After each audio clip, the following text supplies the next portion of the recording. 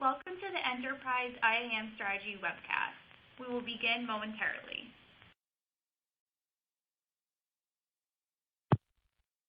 RSA via Access is designed with end-user convenience and experience in mind. As we will show with this quick demonstration, RSA via Access minimizes the friction a user experiences when trying to access an application, making it even easier for users to access what they need by following security policies instead of going around them.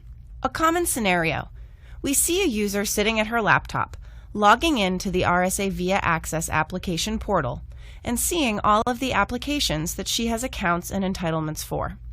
She clicks on RSA link, the via Access product community, and is passed through with single sign-on. No additional form of authentication is required. She then goes back to her application portal, and this time she clicks on Concur, and she's prompted for an additional form of identity assurance. With RSA via Access, authentication is now even more convenient than ever. She can get access to this application with a simple tap on her Apple Watch. This is just one of the many ways that RSA via Access is continuously improving the user experience to provide secure and convenient access for any user from anywhere to anything. We start with the premise not to require additional authentication, unless the application or the situation requires it. And then we authenticate transparently wherever possible. We only interrupt the end user when it is absolutely required. By using these smart authentication policies, the balance between security and user convenience is optimized.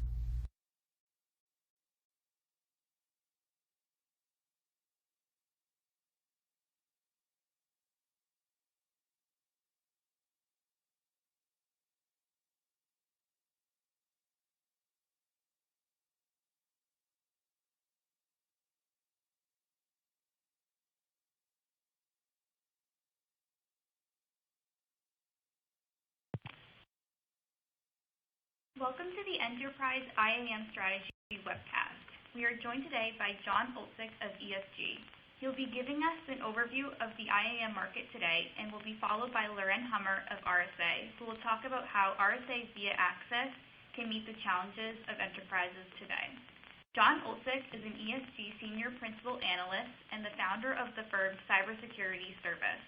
With almost 30 years of technology industry experience, John is widely recognized as an expert in all aspects of cybersecurity and is often called upon to help customers understand a CISO's perspective and strategies. With that, I'll hand it off to John. Thank you so much, and hello to everyone. As was previously mentioned, I'm John Olczyk, Senior Principal Analyst at ESG. And while I've been covering cybersecurity for about 13 years, I've been covering identity and access management for about 20 years. And it's a really exciting time because there are very big changes afoot. And those changes, in the past, IAM was driven by kind of expansion of applications or expansion of new technologies. But all of those things are happening at once now. And we also have a consumerization impact. So I think the changes now are bigger than they have been in the past, and I think that's going to change enterprise behavior as well. So if we go on to the next slide, here's my agenda, what I'm going to talk about today. So first, I'm going to take a sobering look at IAM, and that's a little bit of a negative spin, but I'm going to look at where we are with IAM today, the realities of it. And even the best and most progressive companies that I work with are saying that their IAM infrastructure, their IAM processes, are really not keeping up with all of the changes that are happening in the market. So we'll look at that. I'll take a look at the impact of cloud and mobile computing on IAM, which are really driving a lot of the changes that I talk about. We'll talk about the enterprise IAM transition. So what do we see? What are the best practices? What are companies doing? What are we recommending to companies that we work with? And then the bigger truth is a standard ESG summary and conclusion, and then I'll turn it over to RSA. So if we go to the next slide, let's start with the polling question. And this really aligns with the things that I'll be talking about. So which of the following statements best reflects your opinion on the state of identity and access management, inclusive of things like strategy, policies, oversight, day-to-day operations? So which of these following statements best reflects your opinion of how your organization is with IAM? So IAM is much easier at my organization than it was 2 years ago. IAM is somewhat easier today than it was 2 years ago. IAM is about the same, no more difficult than 2 years ago. It's somewhat more difficult at my organization today than 2 years ago, and it is much more difficult at my organization today than it was 2 years ago. So please give us your input, and we'll have the poll results real soon. And I, for one, am real interested to see what people say, because I'm going to present my own research with similar data. And I'm sure the RSA people also have opinions based on their experience in the field.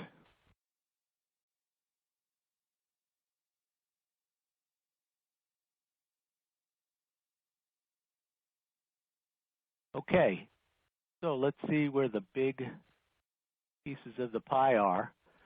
So I'm going down to the bottom of the screen, and what it says is that 35.1% said IAM is somewhat more difficult, and 23% said IAM is much more difficult.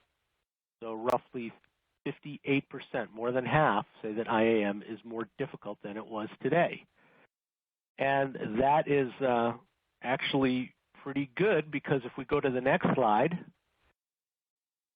as I start my presentation, this is from recent research that ESG conducted, where we surveyed 335 cybersecurity professionals working at enterprise organizations, and enterprise being defined as 1,000 employees or more.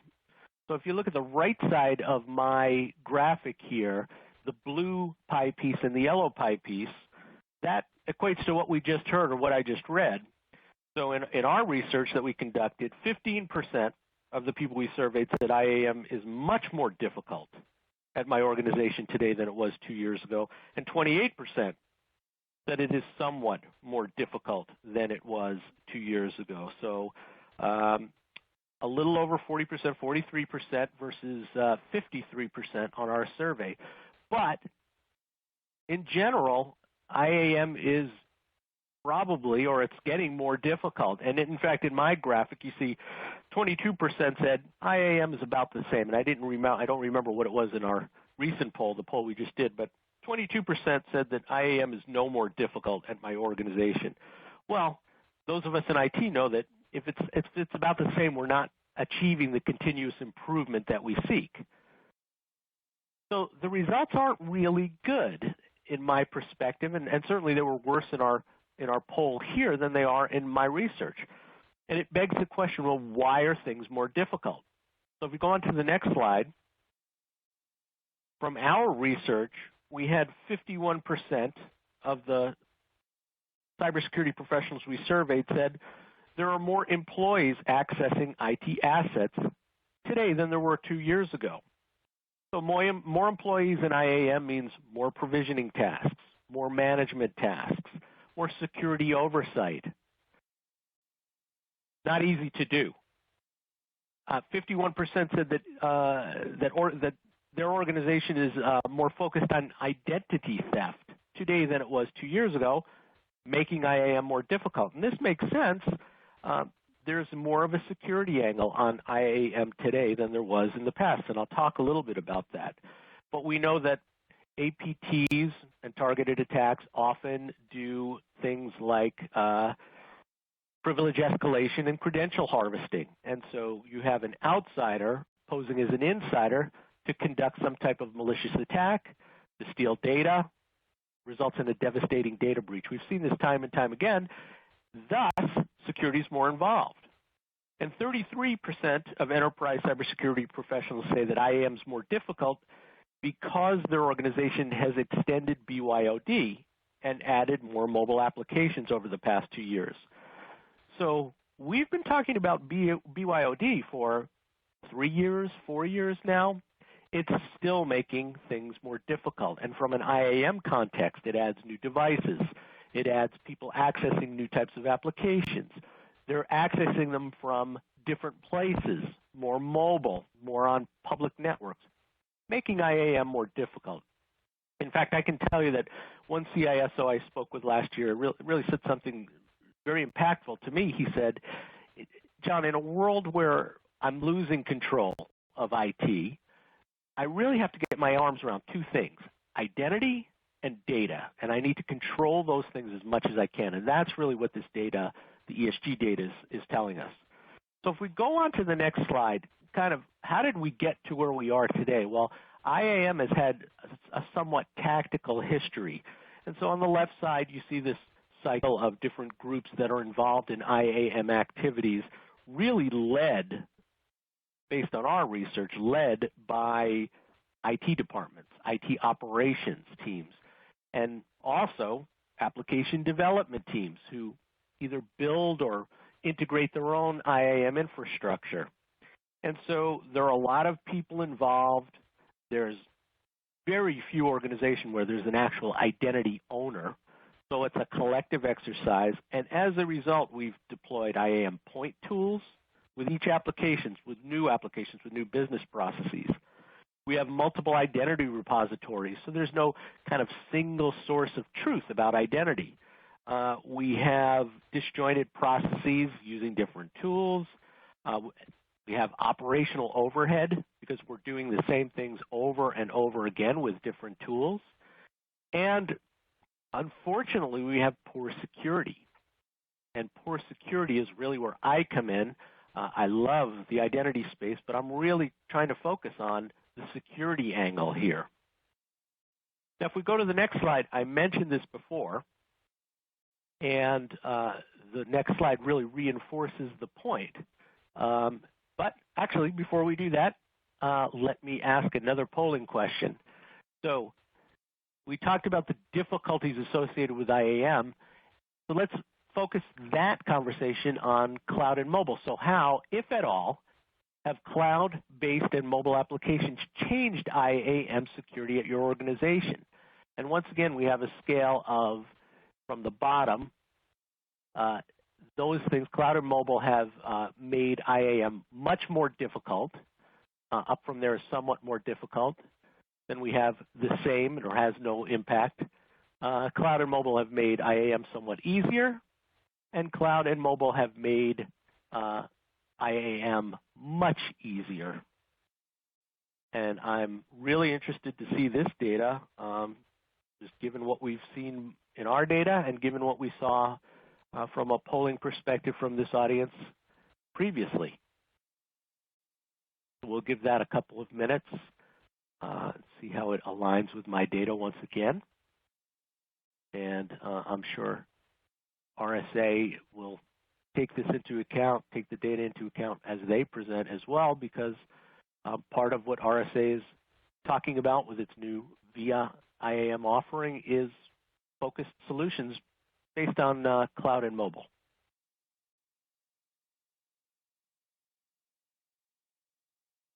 We'll give this just a moment more, and then we'll go to my presentation. So can we have the poll results? Are those ready? Okay, here we go.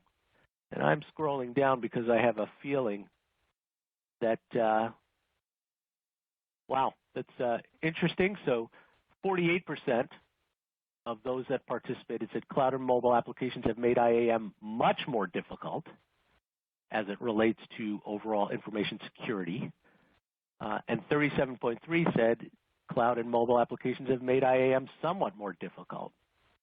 So based on my very rudimentary math, that's 7, so it's 85.3% say that cloud and mobile have made IAM either much more difficult or more difficult.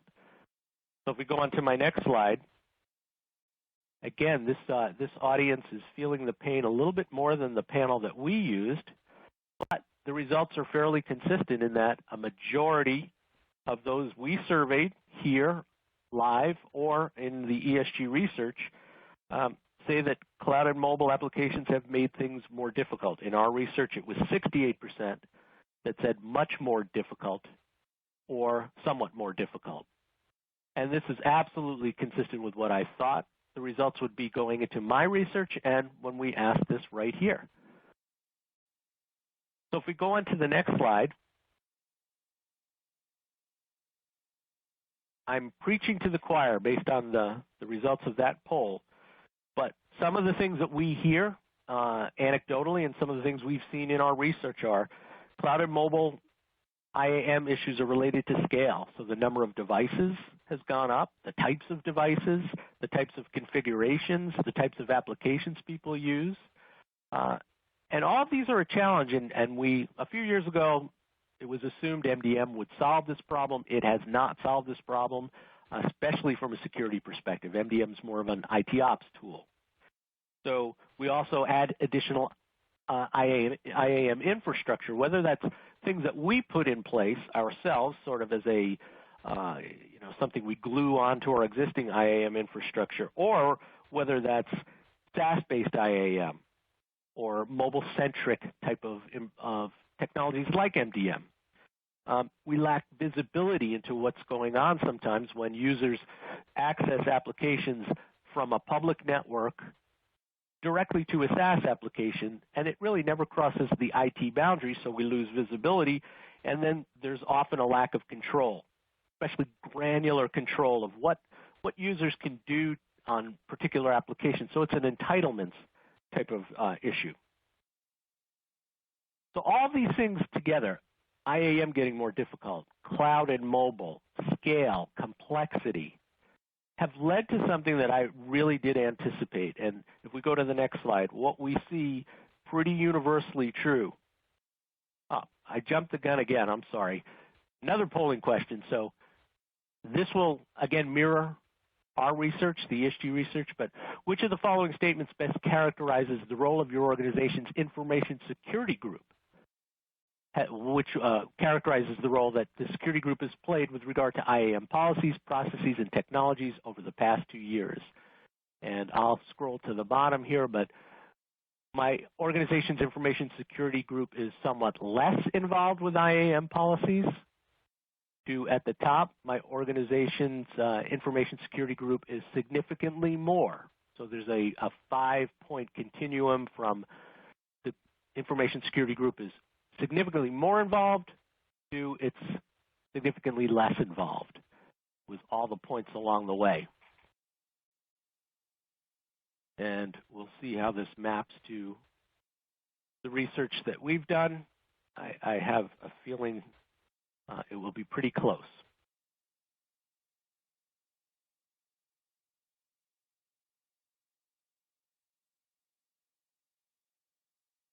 And in my discussions with CISOs, which I've had quite a few of them on this topic, I'm interested to see how this maps as well.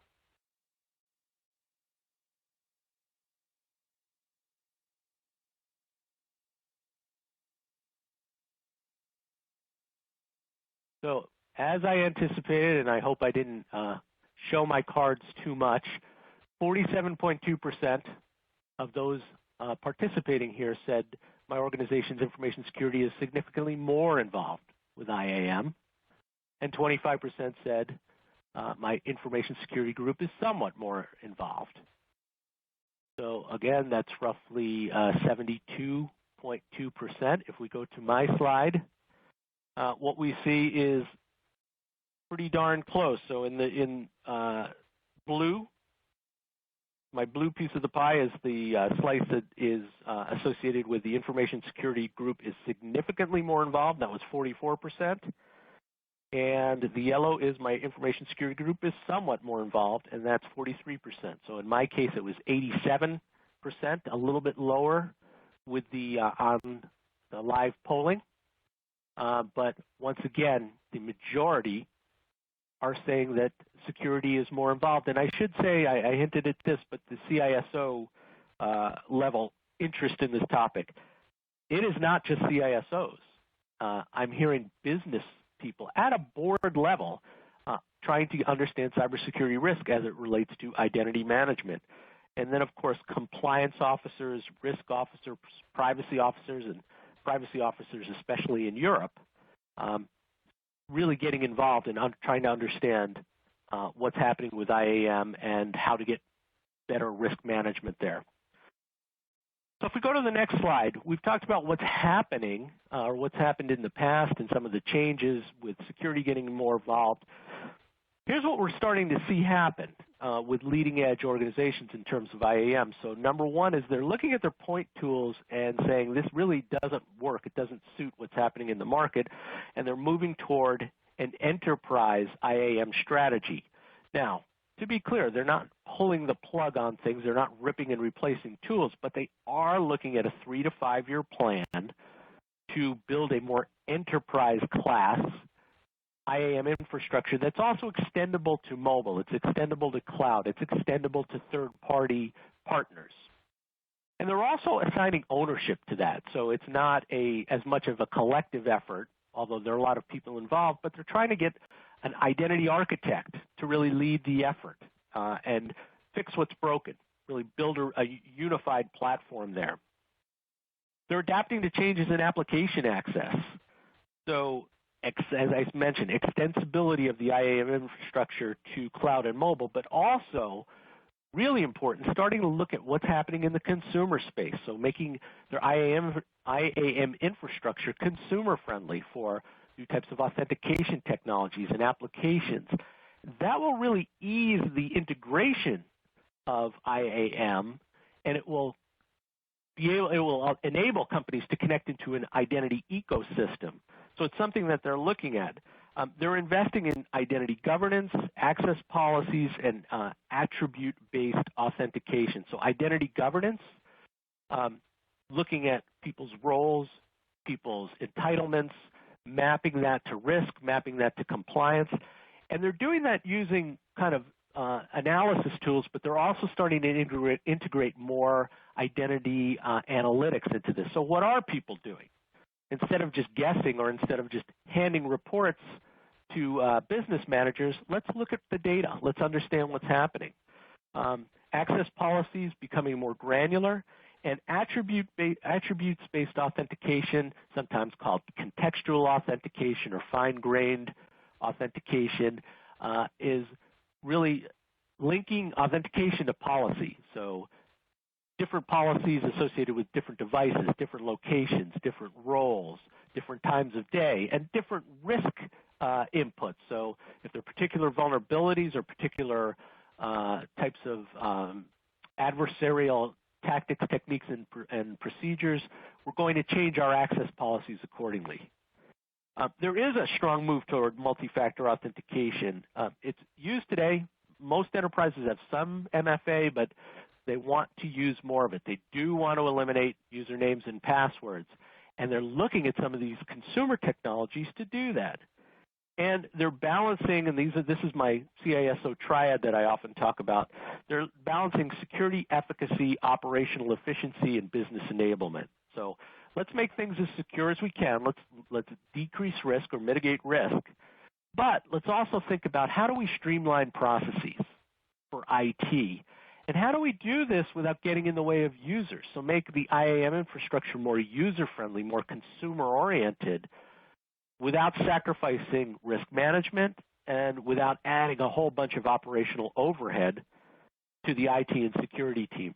Very difficult balancing act, but those are the objectives. Those are the right objectives to go at, and that's really the kinds of things we're seeing people do. So if we go to the next slide, please. IAM strategy. Next slide. 35% of enterprise organizations plan to monitor user behavior more comprehensively throughout the network. And so that's really, excuse me. So that complements IAM governance. It supports incident response processes, so I know what users are doing. I can look for anomalous or suspicious behavior. And we see that trending, especially with some of the big data security algorithms and analytics tools coming out. 30% of organizations plan to extend their IAM to include devices.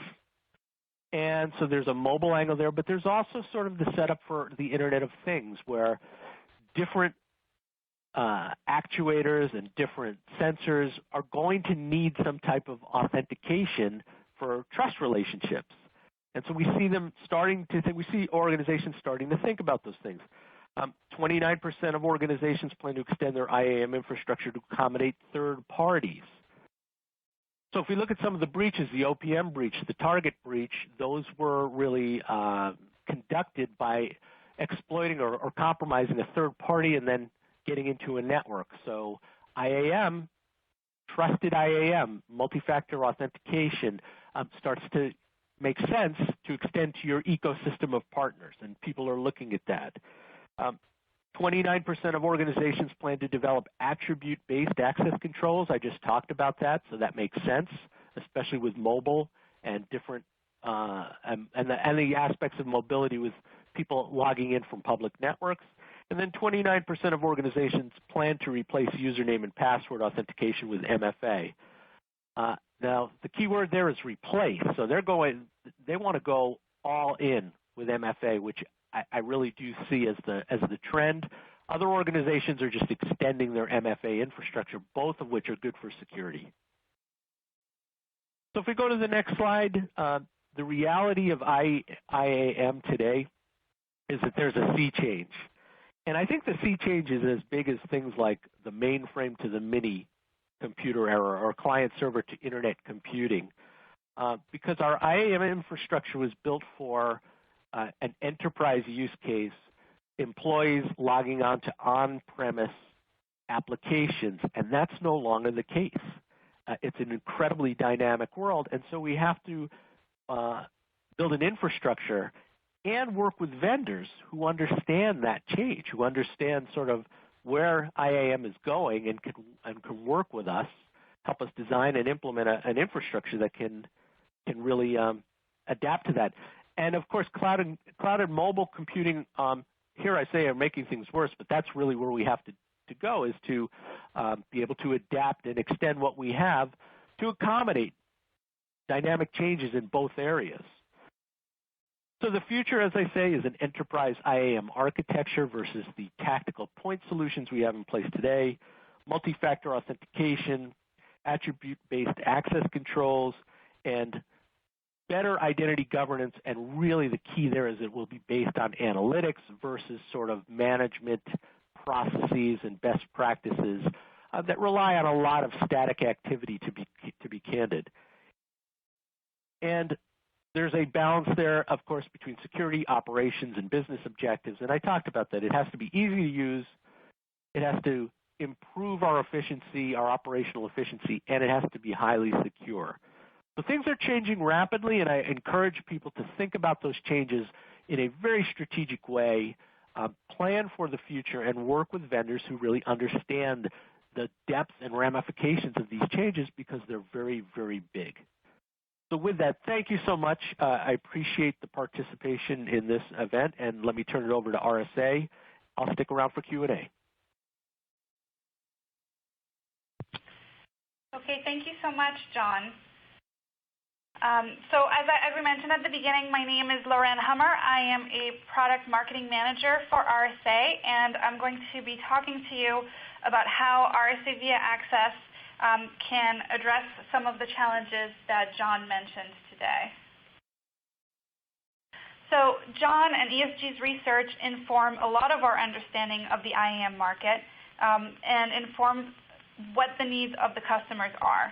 So in turn, we design our products to address these needs and these pain points. For enterprises specifically, we translate this understanding of the IAM market to three main requirements. The first is your identity and access management solution needs to handle the complexity of a large enterprise. As John mentioned, there's a variety of different user groups, a variety of different applications, and this really creates islands of identity that need to be managed and need to be brought together under a comprehensive solution. The second is you need to be able to provide the appropriate amount of security. Enterprises are large, they're well known, they've developed over time a huge amount of proprietary information, and it needs to be protected from the threat actors that know to target them. And then thirdly, your identity and access management solution really needs to be able to reach the scale. And here, I'm talking about much more than just the number of your users.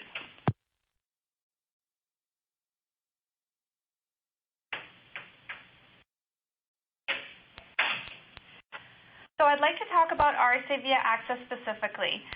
And RSA via Access is a new product that we released in June. One thing that I'd like you to keep in mind is, as you're hearing from me today, what's important to remember is that I'm going to be sharing customer stories. And so what I'm really talking about are things that have been told to us by our customers. So it's more than just my voice. And here you can see on the slide a few of our early adopters who have given us great feedback on VIA Access. So what is RSA via Access? RSA via Access is secure and convenient access for any user from anywhere to anything. So what does that mean? It means that RSA via Access establishes a secure connection to your cloud or on-prem web apps using both a variety of established standards as well as password vaulting, reverse proxy, and IWA to connect to non-standard applications. The next piece, the next layer, once these secure connections are established, is to determine who can have access to these various applications, what can different people access, and where can these applications be accessed from. And VIA Access allows you to set very varied and sophisticated policies to really meet the needs of your enterprise. And then depending on the different access requests done by your user, you can layer on multi-factor identity assurance on top of that to ensure that the data you have in these applications is adequately protected. This is our user portal. A VIA Access user would log in and see in one user-friendly view all of the applications that they have entitlements to. So this really serves the convenient single sign-on use case to all SaaS and web applications from a single portal. Regardless of where the user is, they can access these applications, and it's very easy for them to be productive. The second is, as I mentioned, to layer on that strong identity assurance on top of it. So you can set up strong authentication for remote users. You can also set up strong authentication for specific applications on an app-by-app basis, or you can set custom policies based on a variety of different attributes that make up the context of that access request, so that you can set very sophisticated access policies. You can see here a screenshot of our RSA via mobile device. And this really highlights that RSA via Access has a slew of mobile-optimized authentication methods to really allow you to optimize security and convenience. So that's the product in a nutshell. And what I really want to focus on today is how it is set up to really meet the specific needs of the enterprise.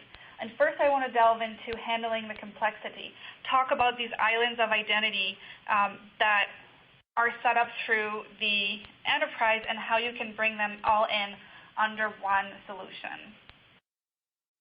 So as John talked about, think about your organization. And I think the result was about 85% of you have said that cloud and mobile have made IAM more complicated. And it's no wonder, right? Because this actually echoes what we've heard from our customers as well when we speak to them about why they chose VIA Access is, yes, the cloud is important. Yes, mobile and SaaS are here to stay, but we're not moving entirely to cloud and mobile. There are still a lot of other types of applications that we need to keep in mind and that we need to consider when we think about access management. There's a lot of especially for enterprises, there are a lot of existing investments that enterprises have made in other types of applications that are very specific to their needs. We have a lot of customers in specific industries that have industry-specific custom applications for their own specific needs, and these need to be integrated as well. And so what VIA Access does is taking all of these disparate types of applications that ordinarily you have to set up individualized access to all of these different pieces, creating these islands of identity. With RSA VIA Access, you can centralize access policies in one place so that you get the visibility into what applications are in use at your organization and what type of access controls have you set in place for each of them. So it's no longer just, finance setting their access controls for their finance apps and marketing doing the same thing, or your US-based doing that and then your Europe-based doing that. You can have a very centralized place where you can set those access policies and you keep things from falling through the cracks, and you really ensure the proper access controls. Now, with connecting to anything, one piece that is specifically important for enterprises is connecting to legacy systems. As I mentioned, enterprises are complex. They generally have a rich history behind them, and there have been a lot of different solutions put in place over time. And a lot of these solutions can be working great, can be working fine for the use case that they serve, so it doesn't make much sense to rip and replace them if you need to extend access control to additional uses, to cloud and mobile. With VIA Access, you don't have to, because VIA Access integrates well with these legacy systems. So you can leverage your existing investments and keep them doing what they're doing, keep them working great as they are, and you can add on to that the VIA Access product, which will help unify everything, again, in that central place. So one example that we like to talk about is web access management tools. A lot of our customers have existing web access management solutions that are protecting a specific subset of applications, and that's in place.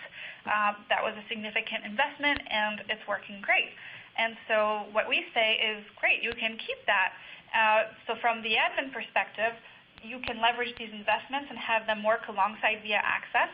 But for the end user, it's a unified experience. These WAM-protected applications show up in the user portal alongside the VIA Access protected applications. So for the end user, it doesn't matter where those applications live. The end user gets access to all of them, and it's convenient and it's seamless.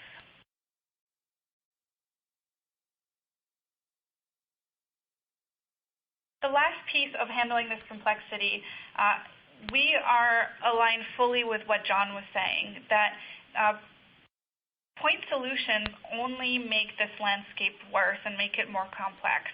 And what can really make a difference for an enterprise is to have a comprehensive end-to-end smart identity solution. And that's what we've done with RSA VIA Access. Where traditionally a lot of other vendors might come out with products that solve specific point problems,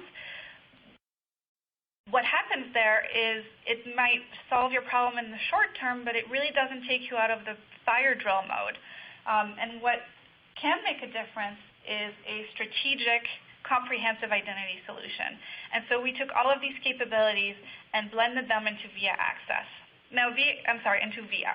Now, VIA is made up of 3 separate products, but they are integrated and they work together to provide you with a comprehensive identity solution. So with VIA Access, it's secure and convenient access from anywhere to anything for any user. For VIA Governance, it gives you the visibility into who has access to what and if that access is really appropriate. And then VIA Lifecycle automates the whole joiner, mover, leaver process of users circling through your organization. A lot of our customers adopt the whole pie. Some of our customers decide to start with one product and and adopt when they're ready, but the initial value of the integration is really what drives them to this solution, because they can see that VIA Access fits within the enterprise identity and access management strategy that they have set for their organization. And so that is a huge valuable aspect that really helps tame that complexity that we see in the enterprise. So the second piece of the needs of the enterprise is providing the security. Enterprises have serious security needs, and solutions need to take that in mind. Now, one thing that I like to talk about that's kind of terrifying is the latest Verizon data breach report states that 95% of data breaches started with lost or stolen credentials. So to me, all of these started with a user, and that's a legitimate user. And so that's why it is so important to protect access, to ensure that the user is who they say they are, so that you keep your data and your identity safe. So how do you keep identity secure? Well, the first piece is with the rise of cloud and SaaS and mobile, it can be very interesting to look at cloud solutions and to want to jump on the wagon. But a lot of our enterprise customers are pushing back on this and saying, wait a minute, cloud-based solutions, putting our PII in the cloud, that is not secure. That's not something that we want to do. And at RSA, we realized that there was really this desire for the best of both worlds, being able to benefit from all of the great advantages that SaaS offers, but still keeping the security of having sensitive information remain on-prem. And so we developed a hybrid approach where part of the VIA Access solution lives in the cloud and part of the VIA Access solution is on-prem. So you can keep your sensitive information secure and benefit from the cloud as well.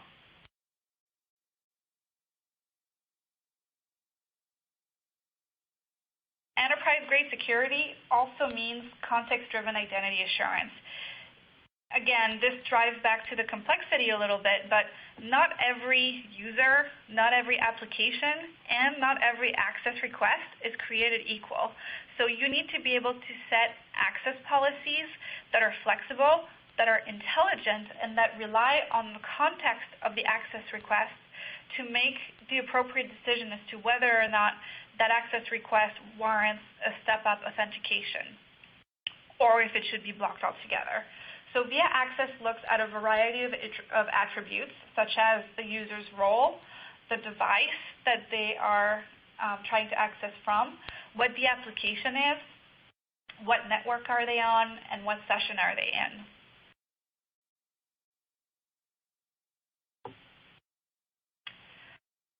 A lot of our customers, and I think a lot of you on this webcast today, are Secure ID customers.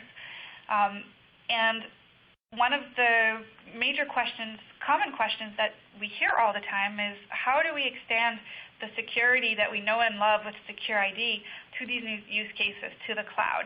And that is exactly what you can do with RSA VIA Access. VIA Access allows you to extend your Secure ID authentication methods to new use cases, and using the two together brings you the additional advantage of having a broader choice in terms of authentication factors to choose from when you set your access policies.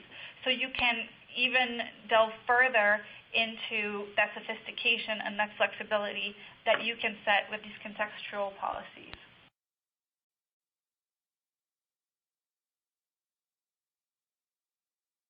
And then the last piece, as I mentioned, is the scale. And of course, the scale means enterprises have a large number of users, but that's not just it. All of these users, all of these applications, they just don't look the same. You have users who are trying to access from work in a variety of different offices, perhaps, across the world. You have remote users, either from their home office or they're traveling for work or any other reason. They're on their corporate-issued device. They're on their laptops. It doesn't matter. That's all part of the scale. And with RSA via Access, you can enable secure access from anywhere to all of the applications that your users need to be productive and to get their work done. Another piece in the scale is, and in who your users are, is that you have different types of users. Not everybody is an employee. And so your access solution needs to be able to handle a variety of different identities. There are some identities that are extremely well controlled, such as your employees. You know who they are, you know where they've been, you have all of the information about when they join, when they're leaving, etc. And then there are more what I like to call itinerant identities that you have much less control over. An example of that is at our recent user conference in Chicago, RSA Charge, I spoke with one of our customers in the construction industry, and he was telling me that his company employs a lot of subcontractors, and he needs to give them access to a variety of applications. But these subcontractors in the construction industry have a huge rotation in terms of their employees, who comes and who goes. And so he knows that these identities are extremely volatile, and he has to set access policies taking that into account. And so for him, via Access was a way to do just that and to really set access controls appropriately for the right situations. And anytime you say enterprise, you also say global. The majority of the time, a lot of companies now do business in a lot of different places. And with via Access, we want to make it clear that language is not a barrier to having a comprehensive, unified access management solution. You can deploy via Access to a variety of your user bases, and the end user experience can be translated in a variety of languages. So you can control access and security access from a centralized location and push that out to all of your user bases without needing to worry about whether or not the language will confuse your users.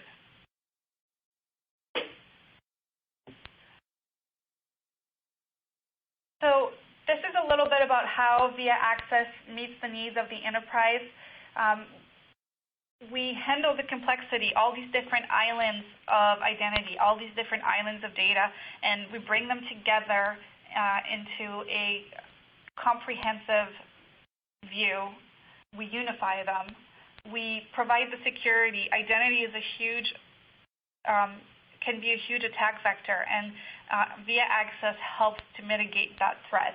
And then lastly, reaching that scale, being able to be impactful for large enterprises. So with that, that concludes my part of the presentation, and we will open it up to Q&A. I see that we already have a couple of questions. Now, one question that has come up, and feel free to type your questions in the Q&A box. One question that comes up is, will there be a demo of the product?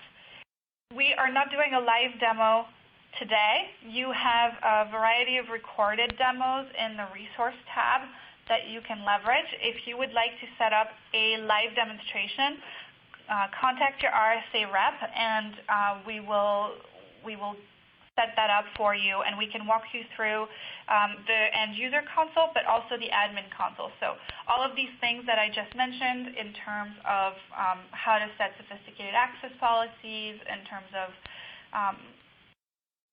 how to play with the authentication, all that stuff, you'll be able to see how it's done on the admin side. There is one question here for John. So John, I'm going to read out the question.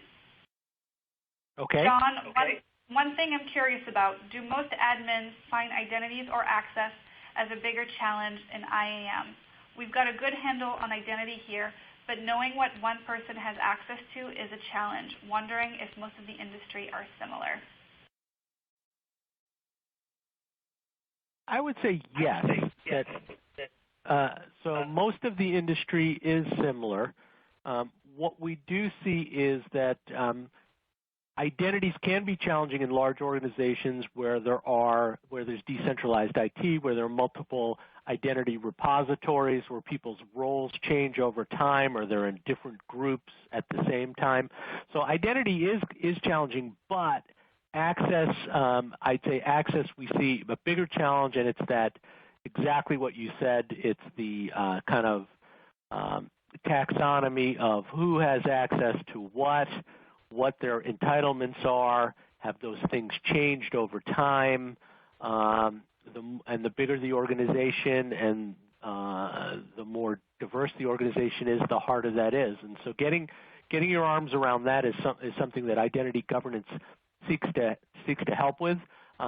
As I mentioned, identity analytics is becoming a bigger part of that solution set, but it is a common problem. Another question for you, John. John mentioned that companies are replacing their user ID and password with multi-factor authentication. What types of MFA are they using and why? What are your thoughts on the FIDO Alliance traction? I'm a big fan of the FIDO Alliance. I think the traction is, it's been more industry focused, or supply side versus demand side. But we are seeing adoption of it more and more over time. Typically, and I'm curious to have RSA add to this, but the token of choice is becoming the mobile phone. And which exact authentication technology, I'd say there really is a variety. So there's using SMX texting to give you another form of authentication. There's kind of burgeoning interest in things like thumbprint readers or iris scans or facial recognition. That's a little bit behind. But regardless of which one of those technologies comes into play, the point of consolidation there is the phone. And we all have a phone. It's a consumer device.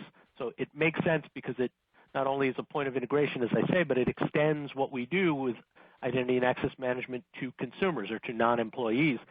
And then the second thing is you're astute in the FIDO Alliance in that in its purest form, the FIDO specification, the FIDO standard will be agnostic to the type of authentication technology, but make it accessible to a backend server. So, so both of those things, I think, are where we see the potential and where we see the activity.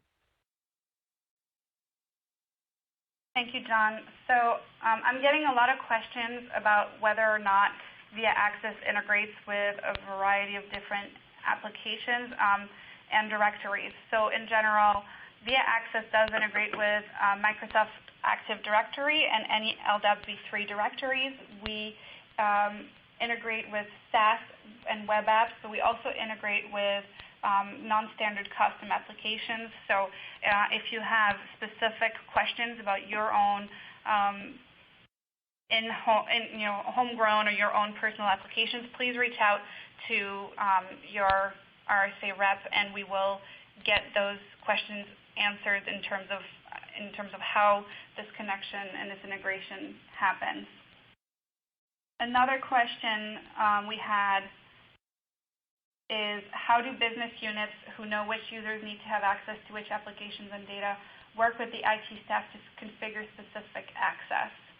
So this is about really provisioning the applications and setting up the entitlements, and that's done through our VIA Lifecycle product.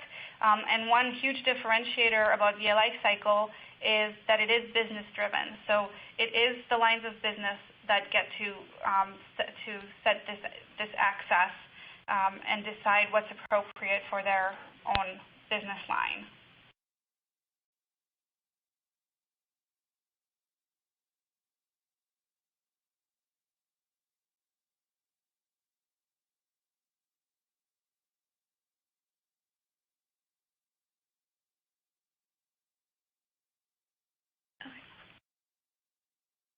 So another question we got was, with VIA Access, can I give my end users a choice as to what authentication method they can use? And the answer is yes, if you want to. You can set up for some applications. So for example, if you have some applications that you deem to be of medium sensitivity, or some situations that you deem to be medium sensitivity, you can set a policy so that your users can choose, for example, to shake their phone to approve or use a soft token. But then if you find that there are some applications that are even more sensitive and that are high risk, you can choose to restrict the authentication method that you allow for your end user to, for example, a biometric, which is something you have because you need to have your phone, and something you are, which is your fingerprint.